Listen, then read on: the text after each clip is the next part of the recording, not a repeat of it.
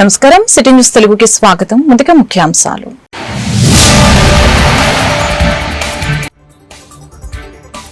$16,347 పోస్టులతో త్వరలో mega DSC. మనబడి మన భవిష్యత్తు పేరుతో పాఠశాల అభివృద్ధి. అసెంబ్లీలో మంత్రి నారా లోకేష్ ప్రకటన.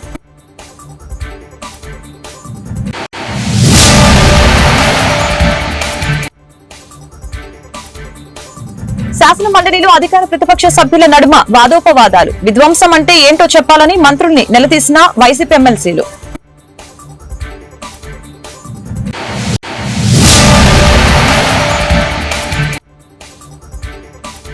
గంజాయి నిర్మూలన కోసమే ప్రత్యేకంగా ఈగల్ వ్యవస్థ. ప్రతి జిల్లాలో నార్కోటిక్స్ సెల్ ఏర్పాటు. హోంమంత్రి అనిత వెల్లడి.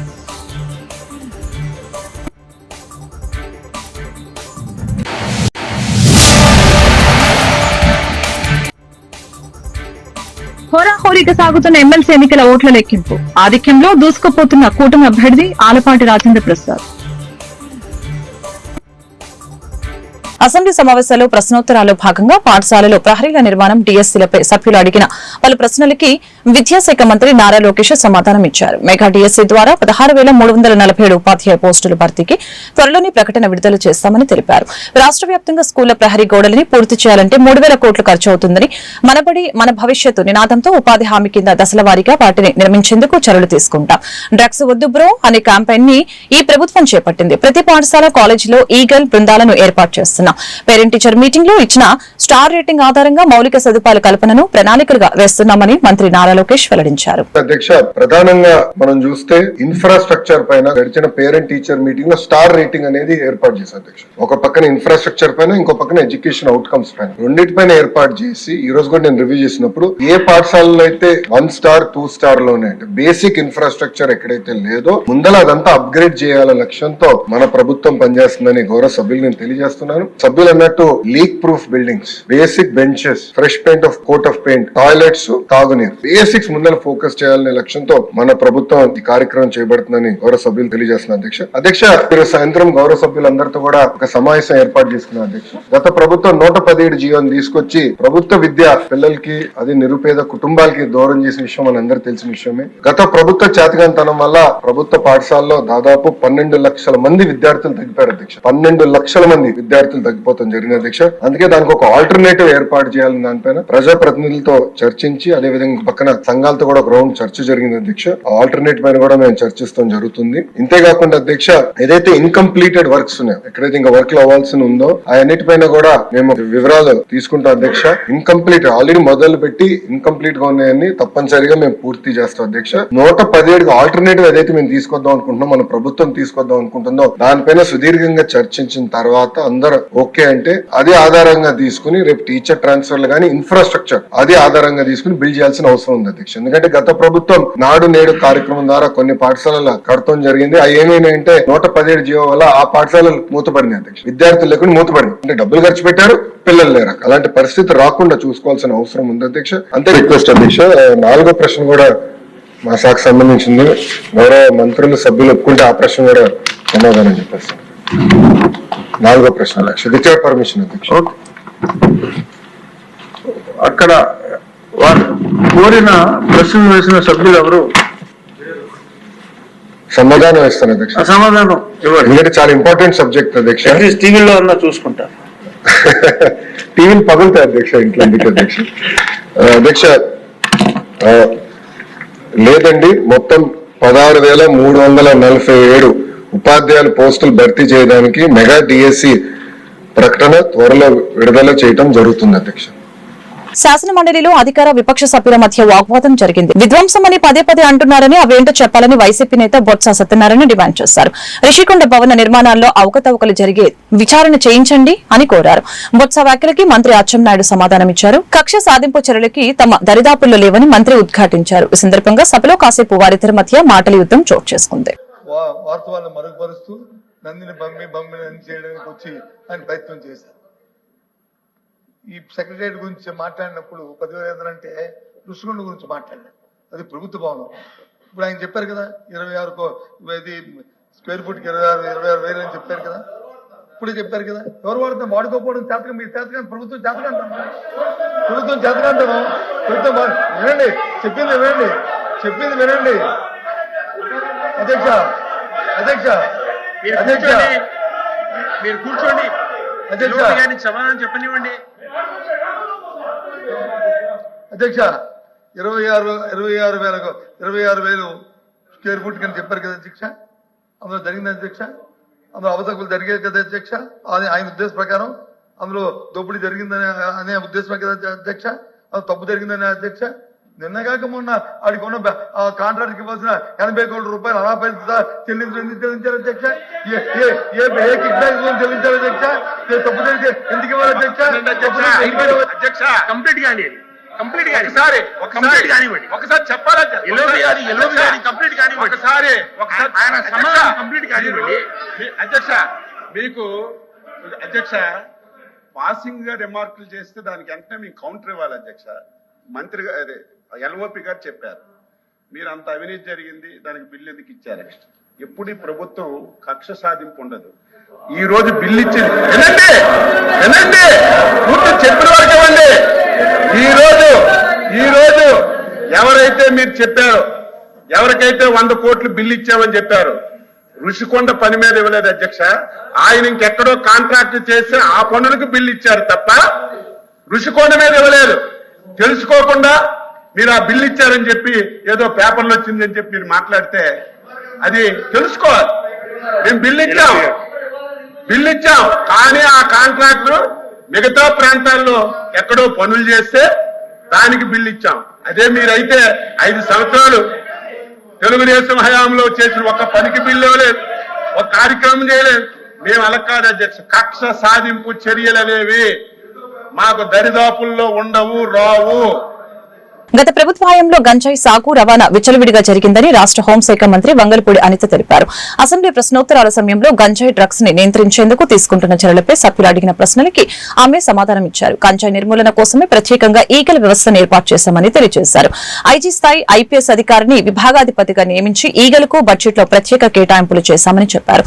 రాష్ట్ర వ్యాప్తంగా ప్రతి జిల్లాలో 1 చొప్పున 26 నార్కోటిక్ సెల్స్ ఏర్పాటు చేశామని అనిత తెలిపారు. ఈ గాంజాని ఎలా నిరోధించాలి, గాంజా మీద ఉక్కు పదం ఎలా మోపాలి అనే దాని మీద చాలా సీరియస్ గా డిస్కషన్ కూడా జరిగింది అధ్యక్ష. దీని మీద మన గవర్నమెంట్ లోకి వచ్చిన వెంటనే ఫస్ట్ ఆఫ్ ఆల్ గౌరవ ముఖ్యమంత్రి గారు డిపార్ట్మెంట్ వాళ్ళందరితో కూడా కూర్చొని ఈ గాంజా ఎక్కువగా ఉండటం వల్ల లాస్ట్ గవర్నమెంట్ లో ఈ గాంజా డ్రగ్స్ వినియోగం గానీ రవాణా గానీ విపరీతంగా అయిపోవటం, ఎక్కడైనా గాంజా దొరికినా డ్రగ్స్ దొరికినా దానికి సెంటర్ పాయింట్ ఆంధ్రప్రదేశ్ అవడం లాస్ట్ గవర్నమెంట్ లో మనం చూసాం. దీని నేపథ్యంలో first of all crime rate ని తగ్గించాలి అంటే ఈ గాంజా అరికట్టాలి, అదేవిధంగా డ్రగ్స్ ని అరికట్టాలి అనే ఏకైక ఉద్దేశంతో గౌరవ చంద్రబాబు నాయుడు గారు సీఎం గారు ఒక ఏర్పాటు చేసుకుని ఈగల్ అని సపరేట్ గా ఒక వింగ్ ని కూడా ఏర్పాటు చేయడం జరిగింది అధ్యక్ష. దానికి ఆంధ్రప్రదేశ్ ప్రభుత్వం కూడా జీవోఎంఎస్ నెంబర్ 145 మనకు ఇచ్చారు అధ్యక్ష. మొన్న బడ్జెట్ లో కూడా ఈగల్ కి సపరేట్ గా ఒక బడ్జెట్ ని కూడా కేటాయించారు అధ్యక్ష. ఒక IG level officer DIG level officer ఏర్పాటు చేసి ఒక టీమ్ ని ఏర్పాటు చేయడమే కాకుండా ప్రతి జిల్లాలోని కూడా ఈగల్ టీమ్స్ ని ఏర్పాటు చేయడం, అదేవిధంగా నార్కోటిక్ పోలీస్ స్టేషన్స్ ని ప్రతి జిల్లాలో సుమారు 26 జిల్లాల్లోనూ కూడా అధ్యక్ష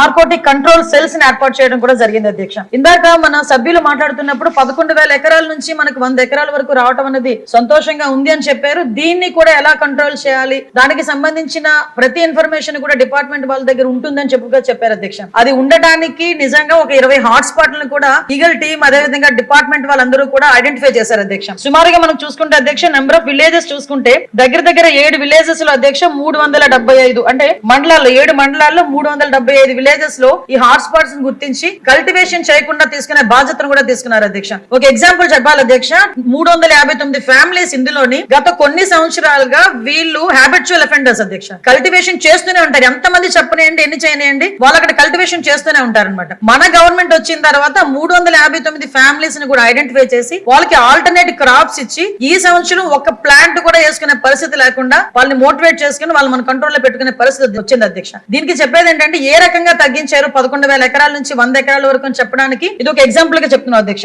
సుమారుగా ఈ గంజాయి సాగు చేసిన తర్వాత ట్రాన్స్పోర్టేషన్ కూడా చూసుకుంటే అధ్యక్ష మనకి మిగతా రాష్ట్రాల నుంచి ఈ మధ్య కాలంలో మనం గాంజా పట్టుకున్నాం అధ్యక్ష. దగ్గర 40,088 కిలోలు. కృష్ణా గుంటూరు జిల్లాల పట్టభద్రుల ఎమ్మెల్సీ ఎన్నికల కౌంటింగ్ ప్రశాంతంగా కొనసాగుతోంది. 483 పోలింగ్ బూతుల్లో పోలిన 2,41,493 ఓట్లను లెక్కిస్తున్నారు. మొత్తంగా 28 టేబుళ్లకి రౌండ్ కి 1000 చొప్పున ఓట్లను ఇచ్చి కౌంటింగ్ నిర్వహించే ప్రక్రియ చేపట్టారు. చెల్లని ఓట్లను వేరు చేసి వ్యాలిడ్ ఓట్లను మొదటి ప్రాధాన్యత ఓటు ప్రకారం అభ్యర్థులకి కేటాయించిన ట్రేలలో వేసి లెక్కింపు చేపట్టారు. కౌంటింగ్ ప్రక్రియను రిటర్నింగ్ అధికారి జిల్లా collector S Nagalakshmi, joint collector Bhargav Teja పర్యవేక్షిస్తున్నారు.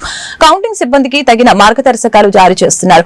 3 షిఫ్ట్లలో మొత్తంగా 700 మంది సిబ్బంది ఎమ్మెల్సీ ఎన్నికల ఓట్ల లెక్కింపులో పాల్గొంటున్నారు. మొదటి ప్రాధాన్యత ఓట్లలో ఏ ఒక్క అభ్యర్థికి 50% మించి ఓట్లు రాకపోతే తిరిగి రెండో ప్రాధాన్యత, మూడో ప్రాధాన్యత ఓట్లను లెక్కించనున్నారు. దీంతో ఎమ్మెల్సీ ఎన్నికల ఫలితాలకు 2 లేదా 3 రోజుల సమయం పట్టే అవకాశం ఉందని ఎమ్మెల్సీ ఎన్నికల కౌంటింగ్ కేంద్రం వద్ద జిల్లా ఎస్పీ సతీష్ కుమార్ నేతృత్వంలో పటిష్టమైన బందోబస్తును ఏర్పాటు చేశారు. ఇందులో భాగంగా 28 టేబుళ్లలో మొదటి రౌండ్ లో 56,312 ఓట్లు లెక్కింపు పూర్తయ్యే సమయానికి చెల్లుబాటు అయిన ఓట్లు 50,237, చెల్లని ఓట్లు 6,075గా నిర్ధారించారు. కూటమి అభ్యర్థి ఆలపాటి రాజేంద్ర ప్రసాద్ 34,721 ఓట్లు సాధించారు. అదేవిధంగా పీడీఎఫ్ అభ్యర్థి కెఎస్ లక్ష్మణరావుకి 13,956 ఓట్లు దక్కాయి. కెఎస్ లక్ష్మణరావుపై ఆలపాటి రాజేంద్ర ప్రసాద్ 20,765 ఓట్ల ఆధిక్యంలో కొనసాగుతున్నారు.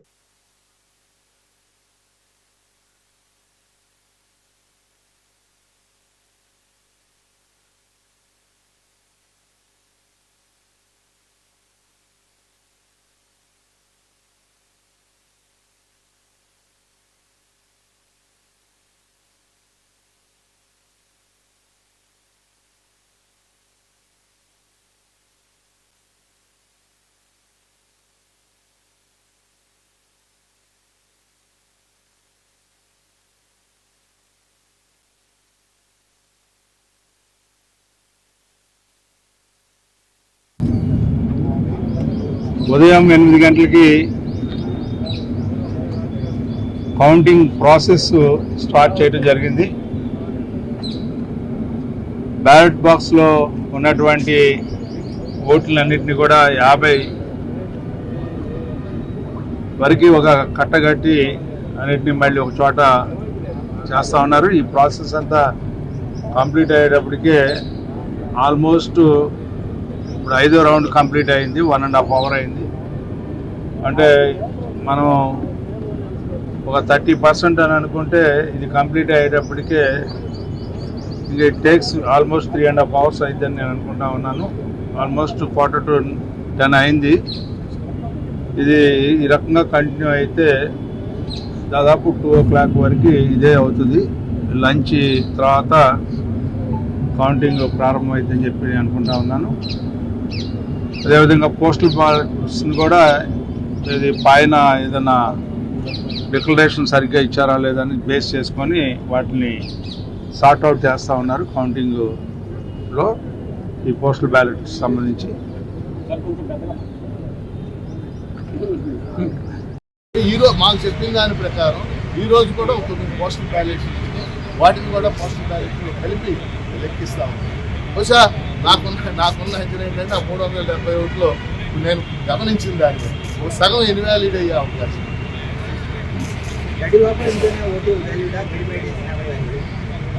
అంటే వాస్తవంగా ఎలక్షన్ కమిషన్ రూల్స్ మీకు తెలుసు. ఒకటి ఇలా వేస్తేనే అది వ్యాలిడ్, ఓఎన్ఈ 1 అని రాస్తే అది వ్యాలిడ్ కాదు, ఇలా టిక్ పెట్టినా అది వ్యాలిడ్ కాదు, ఒకటికి ఇలా సర్కిల్ చుట్టినా అది వ్యాలిడ్ కాదు. కాబట్టి ఈ ఒకటి అనేది బాక్స్లో వేస్తేనే వ్యాలిడ్.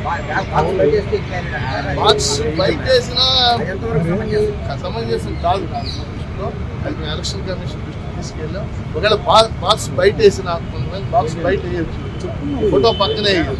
అలా చేసినా అది వ్యాలిడ్ చేయమని నేను చెప్తున్నాను. Okay sir. Vijayawada Singh Nagar flyover పక్కన రైతు బజార్ దగ్గర premium laundry and dry cleaning experts shop ని ప్రారంభించిన సెంట్రల్ ఎమ్మెల్యే బోండా ఉమామేశ్వరరావు. ఈ సందర్భంగా నిర్వాహకులు మణి పోలవరపు మాట్లాడుతూ విజయవాడ నగరంలో మొత్తం 8 బ్రాంచ్లు ఉన్నాయని చెప్పారు. 9వ బ్రాంచ్ ఇక్కడ ప్రారంభించడం చాలా ఆనందంగా ఉందని అన్నారు. మా బ్రాంచ్ ప్రారంభోత్సవానికి విచ్చేసిన విజయవాడ సెంట్రల్ నియోజకవర్గం ఎమ్మెల్యే బోండా ఉమామేశ్వరరావుకి కార్పొరేటర్లు ఎర్రబోతు రమణ, శ్రావణి, ఫర్వీన్, షేక్ వలీ, ఇంతియాజ్ లకు అభినందనలు తెలియజేస్తున్నట్లు తెలిపారు. కార్యక్రమంలో బ్రాంచ్ సిబ్బంది తదితరులు పాల్గొన్నారు.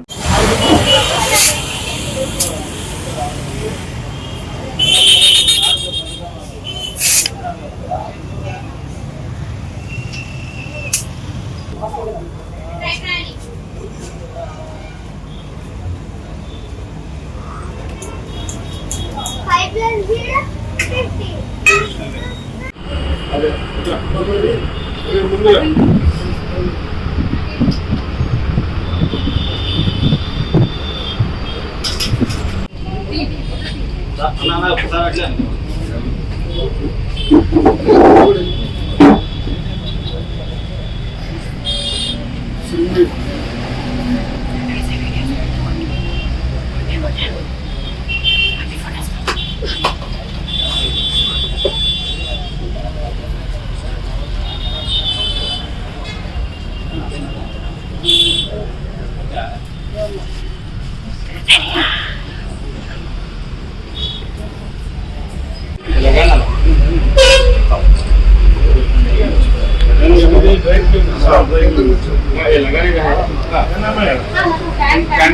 ऑफ कर दो, फैन ऑफ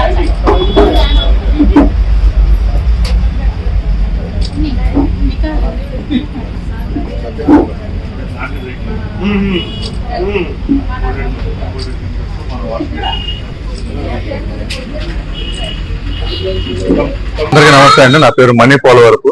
మా కంపెనీ వచ్చి the premium land and dry cleaning experts అండి. ఈ రోజు సింగనగర్ లో మా నూతన బ్రాంచ్ 9వ బ్రాంచ్ స్టార్ట్ చేశాము.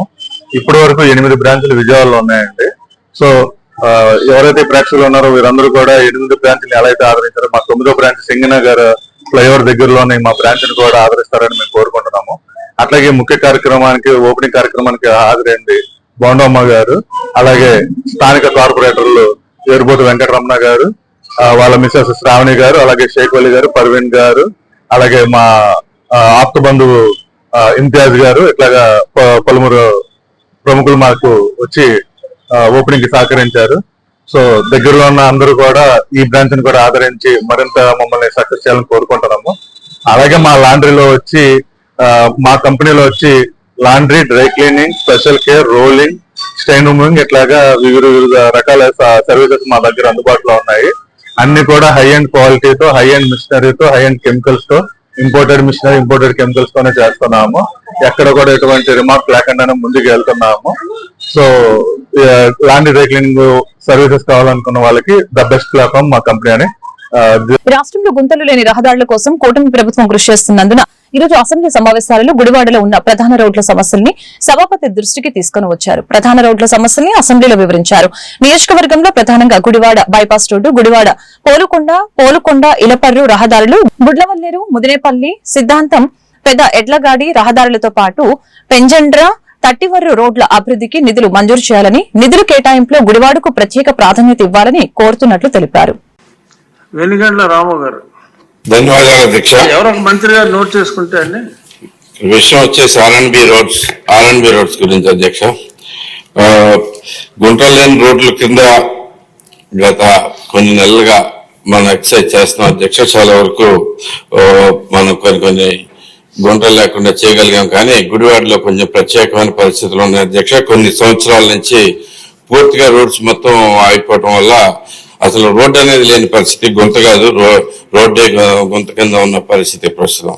పైగా రోడ్స్ కి గుడివాడ కానీ ఏరియా మొత్తం ఎలా ఉంటాయంటే అటుపక్క ఇటుపక్క 2 కాలువలు ఉండటం వల్ల మట్టి అటు ఇటు అయిపోయి బాగా హైట్ డిఫరెన్స్ వస్తా ఉన్నాయి అధ్యక్ష రోడ్స్ మధ్యలో.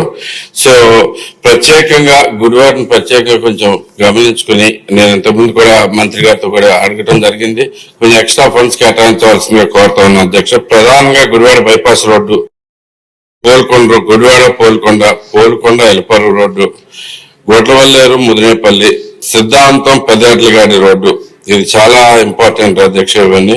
So Gudlavalleru Penjendra road, Gudivada Tattivari road, వీటికి ప్రత్యేకమైన కొంచెం ఫండ్స్ ఎక్స్ట్రా కేటాయించి కొంచెం ఇమీడియట్ గా వర్క్ చేయాల్సిన అవసరం ఉంది అధ్యక్ష. దీని మీద మీ ద్వారా మంత్రి గారిని మరొకసారి కోరుతా ఉన్నాను అధ్యక్ష. Thank you.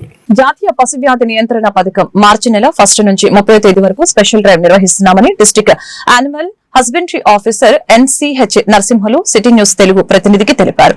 గాలికుంట, బ్రూసెల్లోసిస్ వ్యాధులు రాకుండా టీకాలు వేయటం ఒకటే మార్గమని, 4 నెలలు దాటిన నల్లజాతి, తెల్లజాతి ప్రతి పశువుకి రైతులు తప్పనిసరిగా టీకాలు వేయించాలని చెప్పారు.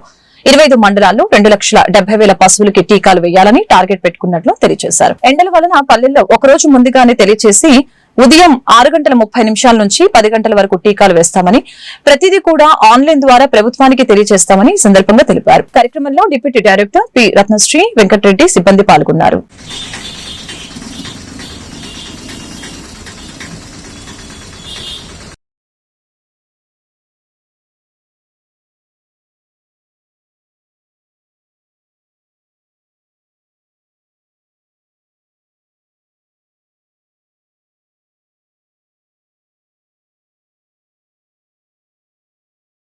స్టూడెంట్స్ ఉన్నారమ్మా, వ్యాక్సినేషన్స్ వెంటనే అయిపోవాలా, వీళ్ళని ఉపయోగించండి. మీరు ఎక్కడి నుంచి వస్తారు విద్యార్థులంతా? అయ్యో, మరి మొన్ననే 1వ తారీఖు వీళ్ళని బాగా వదలాల్సింది.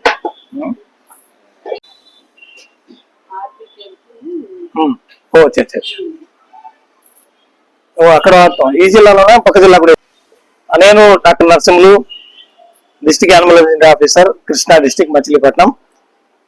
ఈ పశుసంవర్ధక శాఖలో ప్రస్తుతం జాతీయ వ్యాధి నిరోధక కార్యక్రమం కింద గాలికుంటి వ్యాధి నిరోధక కార్యక్రమం మరియు బ్రూసెల్లా వ్యాధి నిరోధక కార్యక్రమం, ఈ రెండు కూడా మార్చి 1 నుండి మార్చి 31, 2025 వరకు జిల్లాలోని పశువులకు టీకాలు వేయడం జరుగుతుంది. ఈ గాలికుంటి వ్యాధి రాకుండా పూర్తిగా నిర్మూలించాలనే ఉద్దేశంతో గత 15 సంవత్సరాల నుండి ప్రతి 6 మాసాలకు ఒకసారి టీకాలు వేయడం జరుగుతుంది. ఇప్పుడైతే గాలికుంటి వ్యాధి అంత తీవ్రంగా రావటం లేదు, అవుట్ బ్రేక్స్ కూడా ప్రస్తుతము నోటీస్ చేయట్లేదు. కానీ పూర్తిగా నిర్మూలించడం కోసం ఇప్పుడు NADCP కింద, జాతీయ కార్యక్రమం కింద ఇది 6వ రౌండ్ టీకాల కార్యక్రమం. జిల్లాలో ఉన్నటువంటి ప్రతి నల్లజాతి పశువు, పిల్లజాతి పశువు, 4 మాసాల పైన ఉన్నటువంటి పశువులన్నిటికీ కూడా ఈ టీకాలు వేయటం జరుగుతుంది. అదేవిధంగా బ్రూసెల్లా వ్యాధి కూడా రాకుండా ఉండాలంటే 4 మాసాల నుండి 8 మాసాల లోపల వయసు ఉన్నటువంటి ఆడ పశువులకి ఈ బ్రూసెల్లా టీకాలు కూడా వేయడం జరుగుతుంది. ఆ సమయంలోనే ఎందుకు వేస్తున్నామంటే ఆ సమయంలో గర్భకోశ వ్యవస్థ అభివృద్ధి చెందుతుంటుంది. ఈ టీకాలు అప్పుడు వేస్తేనే ఇమ్యూనిటీ వస్తుంది కాబట్టి ఆ జబ్బు రాకుండా తన జీవితంలో ఈ బ్రూసెల్లా టీకాలు కూడా ఆ 4 మాసాల నుండి 8 మాసాల వయసు ఉన్నటువంటి పేదూడలకు మాత్రమే వేయటం జరుగుతుంది. కృష్ణా జిల్లాలో 25 మండలాల్లో కూడా 2,70,000 పశువులకి గాలికుంటు టీకాలు, అదేవిధంగా 14,000 పేదూడలకి బ్రూసెల్లా టీకాలు టార్గెట్ గా పెట్టుకున్నాం. ప్రతి మండలంలో కూడా వెటనరీ అసిస్టెంట్ సర్జన్ ఆధ్వర్యంలో ఒక టీం లీడర్ గా ఒక టీంలో ఏర్పాటు చేసి ఆ టీంలో పారా వెటనరీయన్స్, యానిమల్ హస్బెండరీ అసిస్టెంట్స్ మరియు విద్యార్థులు కూడా, వెటనరీ కాలేజ్ స్టూడెంట్స్, ట్రైనింగ్ లో ఉన్నటువంటి వాళ్ళు, వీళ్ళందరినీ ఉపయోగించి ప్రతి గ్రామంలో 1 రోజు ముందుగా వారికి ఆ గ్రామంలో తెలియజేసి ఈ టీం అంతా వెళ్ళి 2 కార్యక్రమాలు కూడా, బ్రూసెల్లా టీకాలు, గాలికుంటు టీకాలు 2 కూడా ప్రతి ఎలిజిబుల్ పాపులేషన్ అన్నిటికీ కూడా వేయడం జరుగుతుంది. వేయటమే కాకుండా ఆన్లైన్ లో కూడా భారత పశుధనలో ఇవన్నీ కూడా మనం భారత ప్రభుత్వానికి చూపించాలి. ఆ విధంగా చేస్తున్నాం.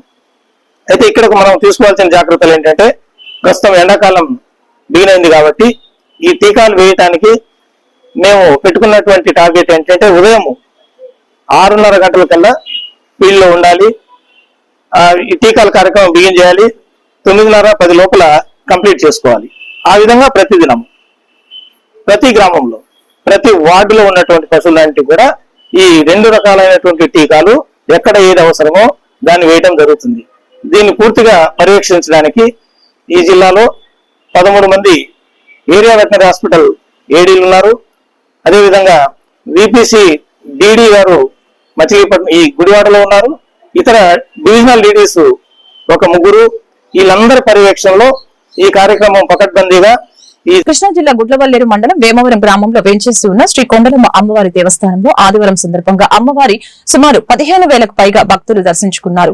భక్తులు శ్రీ అమ్మవారిని పాల పొంగలు సమర్పించి మొక్కుబడులు చెల్లించుకున్నారు. అలాగనే ఎటువంటి అవాంఛనీయ సంఘటనలు కలగకుండా గుడ్లవల్లేరు SI వారి సిబ్బంది తగు బందోబస్తు ఏర్పాటు చేశారని ఆలయ కార్యనిర్వహణాధికారి ఆకుల కొండలరావు తెలిపారు.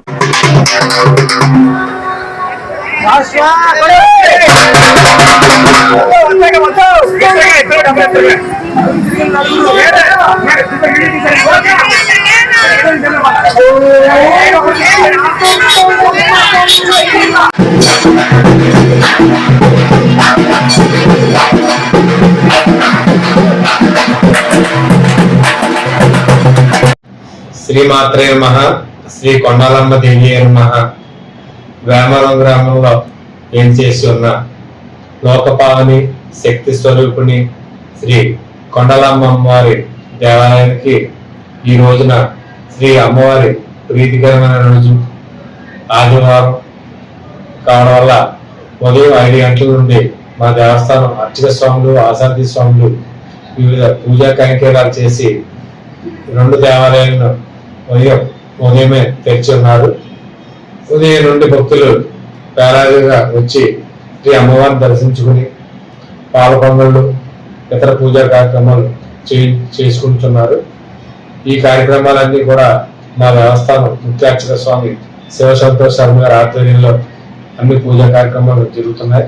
ఈ రోజు జరగబోయే పూజా కార్యక్రమాల గురించి మా స్వామి వివరిస్తారు. తదుపరి ఈ రోజు ఆదివారం కావడం వల్ల ఒడ్లవెల్లారు ఎస్ఎస్ సత్యనారాయణ గారు వారి సిబ్బంది ఇక్కడే ఉండి భక్తులకు ఎటువంటి అసౌకర్యం కలగకుండా దగ్గర నుంచి చూసుకుంటున్నారు. అలాగే మా పోలీస్ బందోబస్తు కూడా ట్రాఫిక్ నియంత్రణ కూడా బాగా చేస్తున్నారు. శ్రీమాత్రే నమః. సర్వమంగళమాంగళ్యే శివే సర్వార్థసాధికే శరణ్యే త్రయంబకే దేవి నారాయణి నమోస్తుతే. శ్రీమద్ కొండలమ్మవారి క్షేత్రంలో మార్గశిర మాసం ఆదివారం విశేషమైనటువంటి పర్వదినం. ఈరోజు అమ్మవారిని దర్శించిన వారికి ఇహలోకంలో సకల ఐశ్వర్యాలు కలుగుతాయి. ఈ రోజున అమ్మవారి ప్రాతకాలంలో సహస్రామ కుంకుమార్చనలు అనంతరము భక్తులకు దర్శనం కల్పించడం జరిగింది. ఈరోజు సాయంకాలం పూజ అష్టోత్తర శతనామాఖ్యాలు నిర్వహించడం జరుగుతున్నది. అలాగే క్షేత్రంలో ప్రతి నెల పౌర్ణమి రోజు చండీ హోమము నిర్వహించడం జరుగుతున్నది. అలాగే ప్రతి శుక్రవారము అభిషేకము నిర్వహించడం జరుగుతుంది. ప్రతిరోజు కూడా ఉదయం సహస్రనామార్చనలు అష్టోత్తర శతనామార్చనలు జరుగుతాయి. ఈ రోజు విశేషంగా అమ్మవారి సన్నిధిలో వాహనం పూజలు అన్నప్రాసనలు జరగడం జరుగుతుంది. కావున 50 మంది భక్తులు ఇచ్చేసి అమ్మవారి యొక్క దివ్యమంగళ విగ్రహాన్ని వీక్షించి.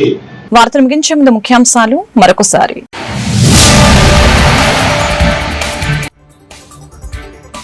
16,347 పోస్టులతో త్వరలో మెగా డిఎస్సి. మనబడి మన భవిష్యత్తు పేరుతో పాఠశాల అభివృద్ధి. అసెంబ్లీలో మంత్రి నారా లోకేష్ ప్రకటన.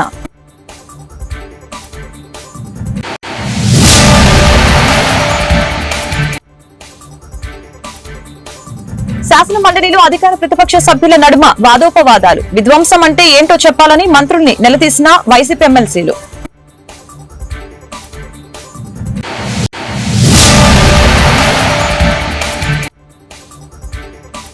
గంజాయి నిర్మూలన కోసమే ప్రత్యేకంగా ఈగల్ వ్యవస్థ. ప్రతి జిల్లాలో నార్కోటిక్స్ సెల్ ఏర్పాటు. హోంమంత్రి అనిత వెల్లడి.